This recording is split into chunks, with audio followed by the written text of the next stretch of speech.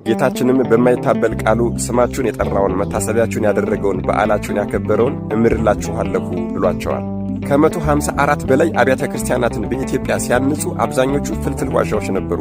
ሲፈለፍሉም ደግሞ ይራዷቸው የነበሩ ሰማያውያን ቅዱሳን መላእክት ነበሩ።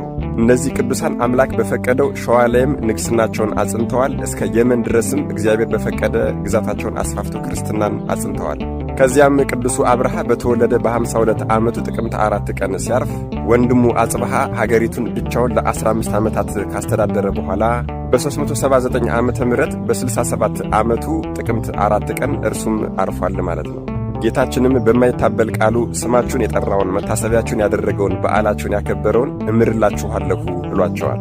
እኒህ በቀደመ ስማቸው ኢዛናና ሳይዛና በኋላኛው ስማቸው ደግሞ አብርሃ ወአጽብሃ እየተባሉ የሚጠሩት ይሄ ኃጢአተኛ ትውልድ በቅጡ ያላመሰገናቸውና ያላከበራቸው ሊመሰገኑ ሊወደሱና ሊከበሩ ሲገባቸው ጭራሽ ስማቸው እየተረሳ የሚገኙት ነገሥታት ቅዱሳን አባቶቻችን አብርሃ ወአጽብሃ ነገ ጥቅምት 4 የዕረፍት በዓላቸው ነው።